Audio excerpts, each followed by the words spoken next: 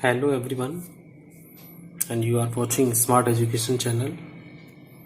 आज हम English grammar के एक बहुत महत्वपूर्ण चैप्टर को टच करेंगे.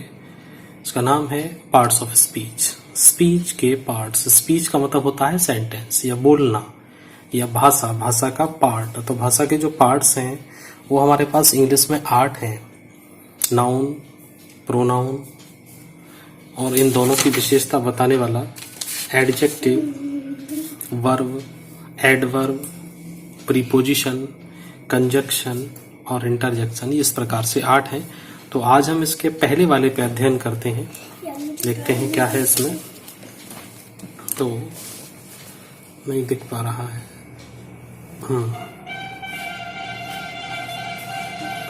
अब क्लियर हुआ. हाँ, तो ये नाउन है. ये बचपन से एक डेफिनेशन पढ़ते चले आ रहे हैं हम लोग. छोटी छोटी क्लास में रटवा दी जाती थी. शायद उस वक्त इसका मीनिंग भी नहीं पता था कि क्या है. Noun is the name of person, place और थिंग. किसी नाम को, व्यक्ति के, स्थान के और वस्तु के नाम को हम लोग संज्ञा कह देते हैं. लेकिन जरा सोचिए एक सेकंड कि कोई ऐसी वस्तु है जो संज्ञा की श्रेणी में नहीं आती हो. अब आप सोच रहे होंगे घर में इधर उधर जो भी आपके सामान दिख रहा है उसमें देखते हैं ऐसी कोई चीज है जो संज्ञा में नहीं है. लेकिन ये पर्सन, प्लेस और थिंग में सारी चीजें समाहित हैं. जो भी हमारे आसपास है, जो भी हमारी जमीन पे है, चाहे वो हमें दिख रही हैं चाहे नहीं दिख रही हैं, वो हर चीज एक संज्ञा है. जैसे बहुत छोटे छोटे एग्जाम्पल हैं. जैसे राम है, किसी व्यक्ति का नाम है, name of a person. Ram, Shyam. Delhi किसी स्थान का नाम है. मोबाइल किसी वस्तु का नाम है. और पेन भी किसी वस्तु का है. ठीक है. इसी तरह से आपको अपनी बुक में भी मिल जाएंगी. बहुत सारी किताबें होंगी आपके पास. बस मैं आपको कॉन्सेप्ट क्लियर करूंगा कि इसमें नाउन में होता क्या है. तो ये इतनी सारी चीजें हैं और भी बहुत सारी. जो भी चीजें आपके आसपास दिख रही हैं, एवरीथिंग इज नाउन. अब इसके काइंड्स पे जाते हैं. इसके प्रकार कितने हैं. ठीक. तो 5 प्रकार हैं हमारे पास, जिनमें से पहला वाला है प्रॉपर. प्रॉपर नाउन, जिसको व्यक्तिवाचक हिंदी में भी कह देते हैं. व्यक्तिवाचक. इसकी डेफिनेशन में आता है नेम ऑफ ए पर्सन, या उसको क्रीचर भी कह देते हैं.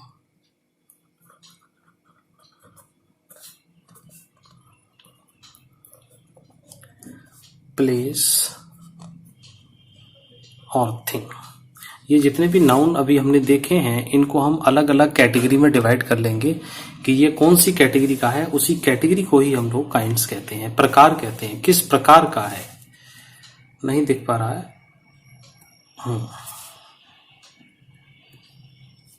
ठीक. तो प्रॉपर नाउन के अंतर्गत name of a person, creature कोई भी प्राणी, प्लेस और थिंग्स, इन चीजों को लेते हैं. तो इसका एग्जाम्पल देखते हैं क्या हो सकता है. तो पहला एग्जाम्पल अभी ऊपर से उठा लेते हैं. राम है, मोहन है, जो किसी व्यक्ति विशेष के नाम पर हैं वे इसमें आ जाएंगे. ठीक. जैसे पेन है मेरे पास, ये पायलट पेन, लिंक पेन. ठीक.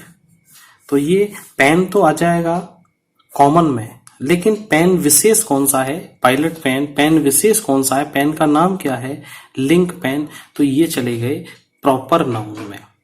जैसे अभी एक अगला एग्जांपल अभी दिखाते हैं बाद में. अभी जैसे फैन है, तो फैन को तो चला जाएगा कॉमन नाउन में, बट फैन को हम स्पेसिफाई कर दें कि सिन्नी फैन. सिन्नी फैन का तो नाम सुना होगा आप सबने, लगभग घरों पे होते हैं. बहुत पुराना ब्रांड है सिन्नी का. है टॉमी, किसी जानवर का नाम भी हो गया, किसी प्राणी का नाम भी हो गया, किसी का भी आप नाम यहां दे सकते हैं. तो पहला हमने देखा इसमें प्रॉपर नाउन. दूसरा देखते हैं इसका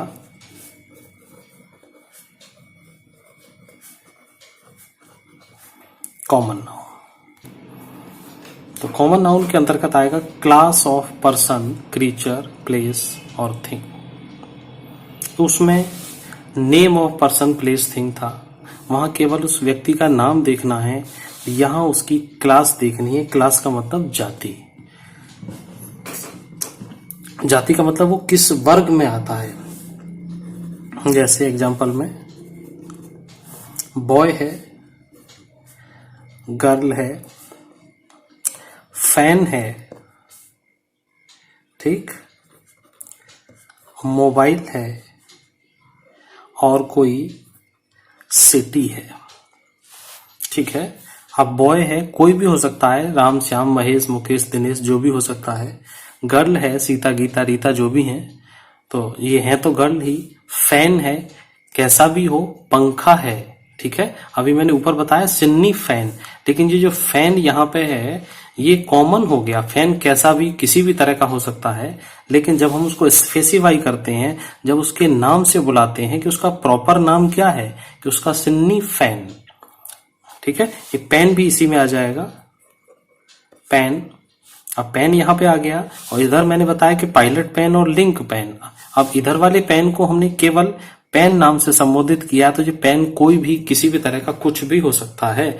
लेकिन ये वाला जो पेन है, ये लिंक पेन और पायलट पेन, पेन विशेष हैं, प्रॉपर हैं, इनके कुछ नाम हैं, तो इसलिए ये प्रॉपर नाउन में गए और ये इधर कॉमन नाउन में गया। अब सिटी की बात आती है तो सिटी कोई सा भी शहर हो सकता है, और प्रॉपर के अंतर्गत जैसे इधर दिल्ली है, ठीक, नोएडा ले सकते हैं, ठीक है। तो ये एक स्थान विशेष है जिनका कोई नाम है, किसी शहर का कोई नाम है, और यहाँ पे जो सिटी है जो कोई सा भी हो, कॉमन है, तो इसलिए ये सब कॉमन नाउन में चले गए। बहुत क्लियर हो रहा होगा, आराम से देख लें इसको। बस इन दोनों में फर्क इतना होता है कि यहाँ पे उसे उसके नाम से पुकारा जाता है कि राम है, मोहन है, और यहाँ पर वो बॉय है, मैन है, वुमेन है, गर्ल है, फैन है, ठीक। तो ये प्रॉपर नाउन और कॉमन नाउन का मेन डिफरेंस है, जहां पर स्टूडेंट्स कंफ्यूज हो जाते हैं। कंफ्यूज ना हो, देख लें कि वो किसी जाति विशेष में आता है क्या है। तो इस क्लास का मतलब यहां उस वर्ग से है, किस कैटेगरी में कोई चीज गई है, ठीक। आपका थर्ड पॉइंट आता है इसका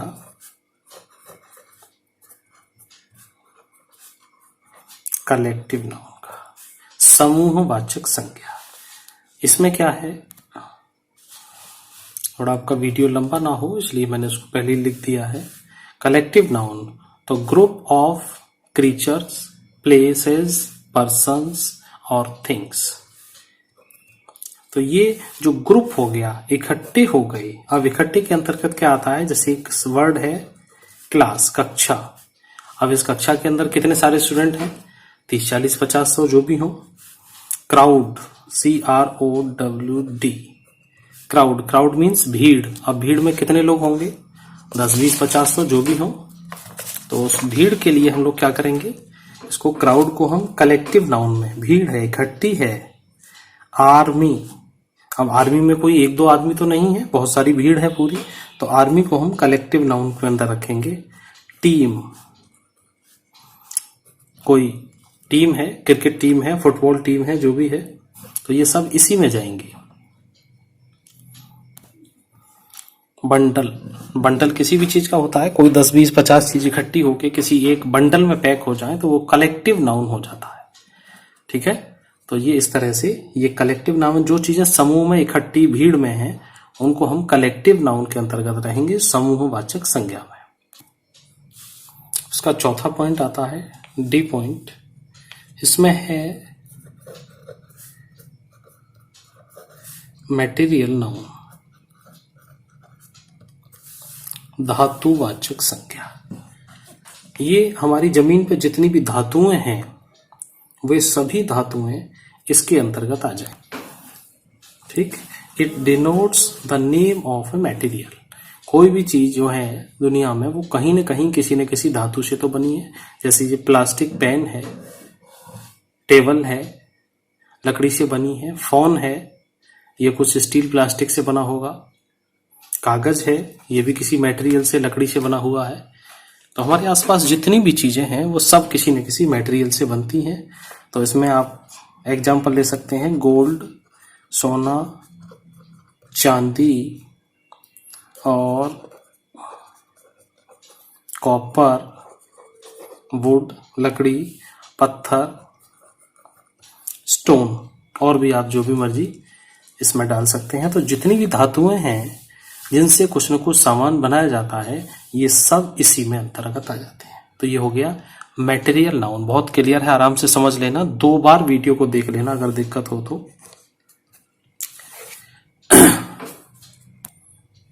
देखिए, मैं पहले भी कहता रहा हूं कि ग्रामर की किताबें आपके पास घर पर जो भी हैं उन सबको भी पढ़िए। जो मैं कंसेप्ट क्लियर करा रहा हूं, ये कंसेप्ट क्लियर कहीं नहीं होंगे, इसलिए वीडियो को देखें, रोक के देखें, पॉज करके देखें, 2 बार देखें इसको, और इसको लाइक सब्सक्राइब भी जरूर करें। तो 5वां नाउन आता है हमारा एब्स्ट्रैक्ट का। एब्स्ट्रैक्ट नाउन, इसको हिंदी में कहते हैं भाववाचक संज्ञा, भाववाचक। आपके समय की बचत के मैंने इसको पहले लिख दिया है। A noun that refers to a thing that does not exist as material object. ये मैंने सबकी डेफिनेशन दे दी है, वीडियो पॉज कर करके इनको नोट कर लेना, जो लोग नोट्स बना रहे हैं, अपनी फाइल बना रहे हैं इसमें। तो एक वो नाउन जो रेफर करता है उस वस्तु को जिसका कोई मटेरियल ऑब्जेक्ट में नहीं होती है। इसका मतलब ये चीज किसी भी मटेरियल ऑब्जेक्ट में, किसी धातु में बनी हुई नहीं होती है। या फिर ऐसे कह सकते हैं कि वी कैन नॉट सी और टच, जिसको हम ना देख सकते हैं और ना उसे हम छू सकते हैं। तो ऐसी कौन कौन सी चीजें हैं आपके घर के आसपास या आपके वातावरण में जिन्हें आप देख और छू नहीं सकते? देखिए, इसमें होती है ऑनेस्टी, ईमानदारी है, कहीं दिखती है आपको? बस आदमी ईमानदार है, आदमी दिख रहा है, आदमी का गुण दिख रहा है तो गुण है उसका, लेकिन आपको ईमानदारी नाम की कोई वस्तु नहीं है। जैसे पेन टेबल पर रखा हो उस तरह से ईमानदारी कहीं नहीं रखी जा सकती है। जैसे थेफ्ट, चोरी, चोरी ने पता लगती है, किसी का फोन चोरी हो गया, फोन ही तो गया है, चोरी तो नहीं दिख रही है ना। ठीक। टाइम, जिसे हम फील कर सकते हैं, न देख सकते हैं न टच कर सकते हैं। अब आप कहेंगे टाइम को तो हम घड़ी में देख सकते हैं, घड़ी नाम की किसी वस्तु को आप देख रहे हैं, घड़ी की सुइयों को आप देख रहे हैं, घड़ी की सुइयों को किसी अंकों पे देख रहे हैं, लेकिन जो समय है उसको आप नहीं देख पा रहे हैं। बस ये है कि घड़ी हमारी चल रही है, छोटी सुई 4 पे है, बड़ी वाली सुई 2 पर है, तो इसका मतलब है कि 4:10 हुआ है। टाइम को देख रहे हैं आप, लेकिन जो वास्तविक समय है उसको आप नहीं देख रहे हैं, ना ही आप उसे छू सकते हैं। ठीक। इसमें लाइट, रोशनी है, साउंड है। अब साउंड को आप ना देख सकते हैं ना छू सकते हैं। अगर घर में कहीं म्यूजिक बज रहा है तो आप उसे केवल महसूस कर रहे हैं अपने कानों के माध्यम से, आप उसे हाथ से छू नहीं सकते, पकड़ नहीं सकते। आप अपने मोबाइल को तो छू सकते हैं, यूट्यूब को छू सकते हैं, लेकिन साउंड को नहीं छू सकते, साउंड बटन को छू सकते हैं।